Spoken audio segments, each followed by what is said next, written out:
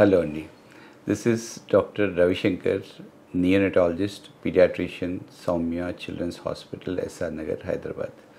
ఇవాళ మనం కామన్గా వింటర్ క్లైమేట్లో చాలామంది పిల్లలకి మనం మటుకి నెబులైజర్స్ అనేవి వాడడం అన్నది జరుగుతూ ఉంటుంది. వాటి విషయం గురించి మనం మటుకి మాట్లాడుకుందాం.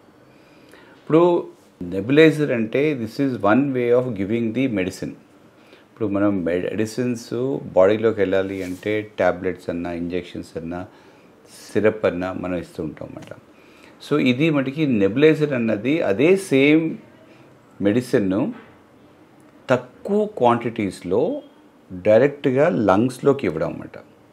సో యాక్చువల్గా మనం కానీ మెడిసిన్ కానీ మనం కానీ తీసుకుంటే ఎక్కువ వాల్యూమ్లో ఇవ్వాల్సి వస్తుంది. సో అది స్టమక్లోకి వెళ్ళాలి, ఇంటెస్టైన్స్లోకి వెళ్ళాలి, అబ్జార్బ్ అవ్వాలి, అండ్ అది మటుకి బ్లడ్లోకి వెళ్ళాలి. బ్లడ్లోకి వెళ్ళాక మళ్ళీ అది హార్ట్లోకి వచ్చి అప్పుడు లంగ్స్లోకి వెళ్తుంది. సో ఎక్కువ అమౌంట్ ఆఫ్ మెడిసిన్ ఇవ్వకపోతే లంగ్స్కి అది మెడిసిన్ రీచ్ అవ్వదు. సో అందువల్ల ఏంటంటే ఆ డ్రగ్ అన్నది బాడీలోకి వెళ్ళి వేరే చోట్ల కూడా అన్నెసెసరీగా అది పనిచేయడం అవుతుంది. అంటే హార్ట్ బీటింగ్ పెరిగిపోవడం, బ్లడ్ ప్రెషర్ ఎక్కువ తక్కువ అవ్వడం. సో దీన్ని తగ్గించడానికి ప్లస్ ఇమీడియట్ ఎఫెక్ట్ ఉండడానికి, ఇమీడియట్ ఎఫెక్ట్ విత్ లో డోస్లో ఉండాలి అంటే మనం ఇప్పుడు మనకి లాస్ట్ మెనీ ఇయర్స్ నుంచి మనం నెబులైజర్స్ అనేవి వచ్చాయి.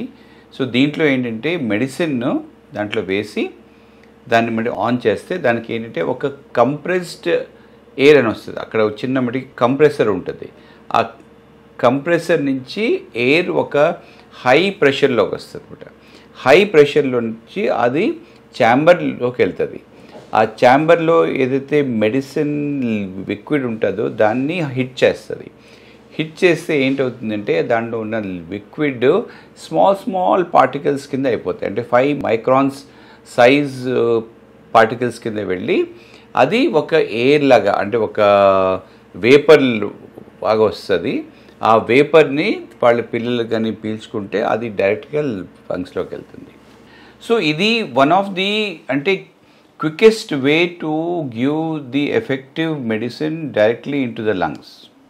సో యూజువల్గా ఇది మనం దేనికి మనం వాడుతూ ఉంటే బ్రాంకో డైలేటర్స్కి, అంటే లంగ్స్లో ఉండే మటుకి ఇవి ఉంటాయి, ట్యూబ్స్ ఉంటాయి, అంటే బ్రాంకై, బ్రాంక్యూల్స్ ఇలాంటివన్నీ ఉంటాయన్నమాట. అవి కొద్దిగా సన్నపడడం వల్ల, ఎప్పుడంటే ఇలాంటి వీజింగ్ ప్రాబ్లం ఉండడం వల్ల, సమ్ ఇన్ఫెక్షన్స్ వల్ల, ఇలాగా సమ్ ఆస్మెటిక్ అటాక్స్లో అట్లాగా అవి చిన్నగా అయిపోతూ ఉంటాయి అన్నమాట. దాన్ని ఓపెన్ చేయడానికి ఇలాంటి మనం మటుకి నెబులైజర్స్ మనం మటుకి వాడతాము. దీనివల్ల అదే మటుకి మందు, అంటే సాల్బిటమాల్ అన్న మందు, అది డైరెక్ట్గా లంగ్స్లోకి వెళ్ళి ఇమ్మీడియట్గా పనిచేసి మనకి విదిన్ ఫ్యూ మినిట్స్లోనే మనకి ఇంప్రూవ్మెంట్ అయితే కనిపిస్తుంది. బట్ ఒక్కటి ఏంటంటే పేరెంట్స్ మీరు తెలుసుకోవాల్సిన విషయాలు ఏంటంటే ఇది only on the advice of doctors అయితే చేయాలి. మీరు సొంతంగా ఇది మటుకి వాడకూడదు. ఇది because it can have some problems, dangers and all కూడా ఉంటాయి. So any kind of medical ట్రీట్మెంట్తో మనకి రెండు వైపులా ఏదో ఒకటి ఉండొచ్చు. ఒకటి మటుకి బెనిఫిట్ ఉండొచ్చు. అదేవిధంగా అన్నెసెసరీగా ఇన్అప్రోప్రియేట్గా మనం కానీ వాడితే దానివల్ల కొన్ని మటుకి హార్మ్ఫుల్ ఎఫెక్ట్స్ కూడా ఉంటాయి.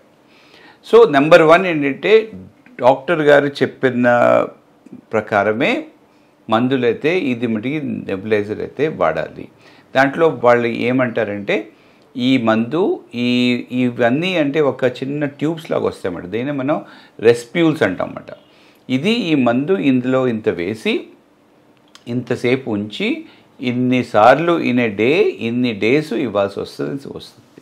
యూజువల్గా ఇది మనకి హాస్పిటల్లో కూడా వాడుతూ ఉంటారు, ఇంట్లో కూడా వాడుతూ ఉంటారు. ఇది మటుకి ఎమర్జెన్సీ మేనేజ్మెంట్లో కూడా వాడుతూ ఉంటాము. సో మనము దీన్ని మటుకి ఇది ఒక కైండ్ ఆఫ్ ప్రిస్క్రిప్షన్ మెడికేషన్ అన్నమాట. సో ప్రిస్క్రిప్షన్ ప్రకారంగానే వాడాలి. అంటే ఎటువంటి మందు ఆ ఒకటే మందు వాడాలా, దాంట్లో 2 మిక్స్ వేయాలా, NS వాటర్ కూడా వేయాలా వద్దా అన్నవి దీంట్లో మనం ఆ ఇన్స్ట్రక్షన్స్ అనేది కరెక్ట్గా ఫాలో అవ్వాలి.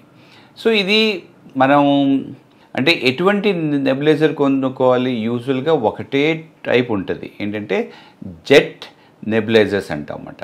ఇంకోటి ఏంటంటే అల్ట్రాసానిక్ ఉంటుంది, but is not very effective. ఇంకోటి కూడా ఉంటుంది ఏంటంటే మటుకి మెష్ నెబులైజర్స్ అంటాము, అది కూడా మటుకి ఎఫెక్టివ్, కానీ దట్ ఈస్ వెరీ ఎక్స్పెన్సివ్ అన్నమాట. సో అందుకనే కామన్గా వాడేది ఇంట్లోని హాస్పిటల్స్లో అందరూ కూడా వాడేది ఏంటంటే జెట్ నెబులైజర్స్ అన్నవి మనం మటుకి వాడుతూ ఉంటాము. సో కానీ మంచి కంపెనీ నుంచి కొనుక్కోవాలి, దాన్ని C సర్టిఫికేట్ ఉండాలన్నమాట. అంటే ఒక స్టాండర్డ్ లైక్ ISI మార్క్ ఉంటుంది కదా, అదేవిధంగా దానికి ఉన్న మార్క్ ఉండాలన్నమాట. అంటే it is a standard company అనేది మనకి తెలియాలన్నమాట. సో ఇలాగా ఇది మనం తీసుకోవాలి.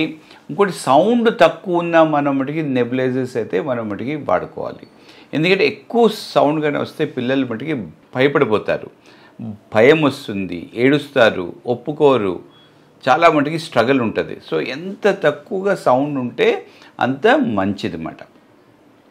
సో ఇది నెబులైజర్స్ అది దాంట్లో మెడిసిన్ వేసి అక్కడ ఛాంబర్ ఓపెన్ అయితే చేసి దాంట్లో మెడిసిన్ వేసి ఇలా ఫిక్స్ చేసి ఆ మాస్క్ దగ్గర పెట్టవచ్చు, మాస్క్ మనం టై చేయొచ్చు, ఆర్ ఒక ప్రాంగ్స్ లాగా కూడా ఎలా అయితే మనం ఆక్సిజన్ ఇస్తామో అది కూడా పెట్టుకోవచ్చు.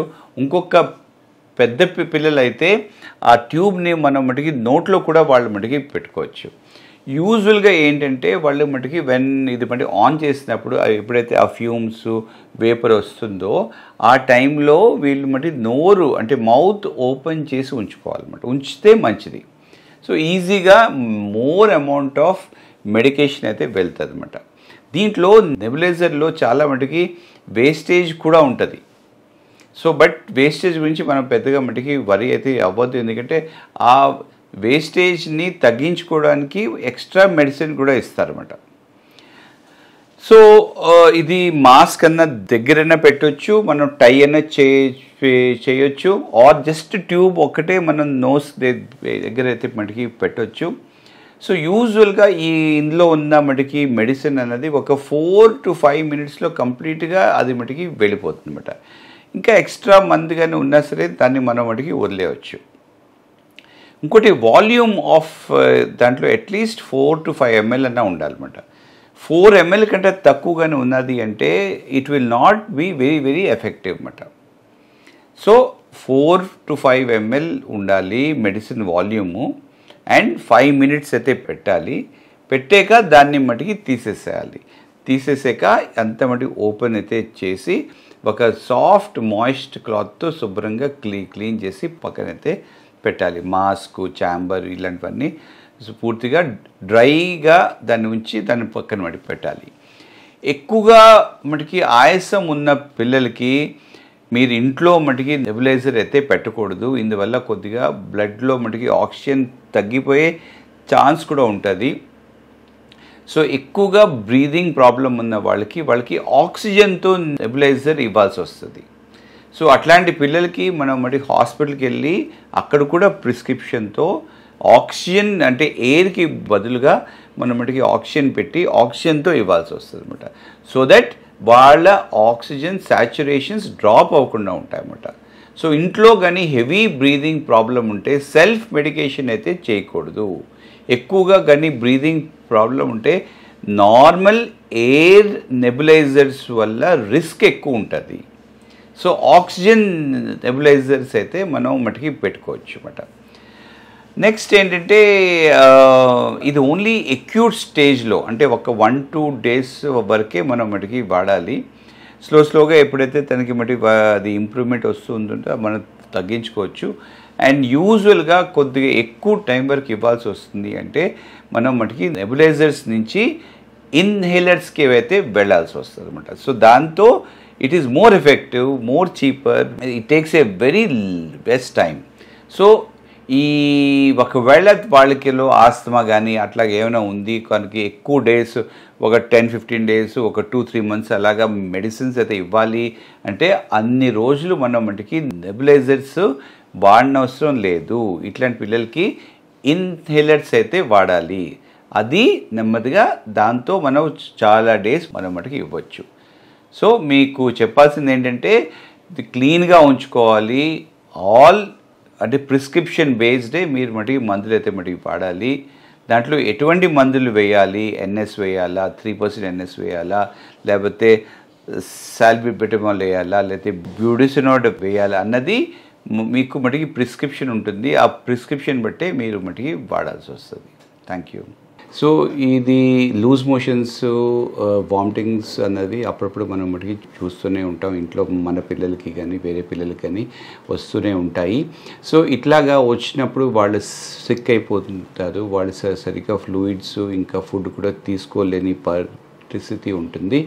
బాడీలోంచి బాగా మటుకి వాటర్ మటుకి వెళ్ళిపోయి వాళ్ళకి డీహైడ్రేషన్ వచ్చే ఛాన్స్ ఉంటుంది, సిక్ ఉంటుంది. సో ఇలాగా మనం కానీ స్టార్ట్ అయినప్పుడు మనం ఏం చేయాలంటే హోమ్ బేస్డ్ ఫస్ట్ మటుకి ట్రీట్మెంట్ ఇవ్వాలి.